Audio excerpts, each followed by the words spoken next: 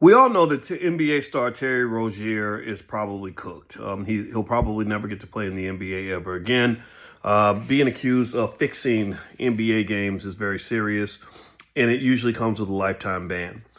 Uh, the confusing thing about Rozier's actions is that when you add up the amount of money that he made from allegedly fixing basketball games, that amount was less than half of the money he makes playing in one single game for the NBA.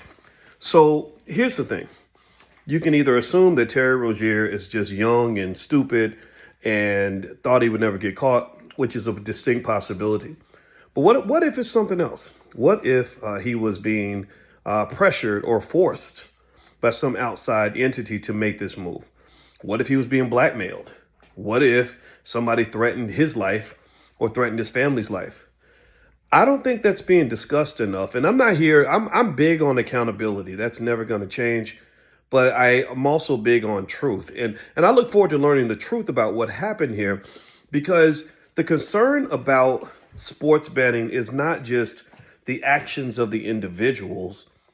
It's about what environment you are creating when you're putting the athletes in the center of all this, when you're not protecting them from all the people that now have an interest in whether or not they got 10 rebounds or 9 rebounds. So, all the outside forces of people that might come in and put pressure on that athlete. Like, I don't know, let's say, I don't know, anybody remember when Michael Jordan's father suddenly got killed on the side of the freeway? Not saying this is connected, but it wouldn't surprise me. So the NBA has a responsibility in this. And the thing that they like to do is they like to pick one person and say, that was a bad apple. We're now fixing the bad apple. Well, what if you have a bad apple in a batch of rotten apples? Or you put you put some healthy apples in a bad environment and you're watching them rot. You got more than a bad apple problem. You've got an environmental issue.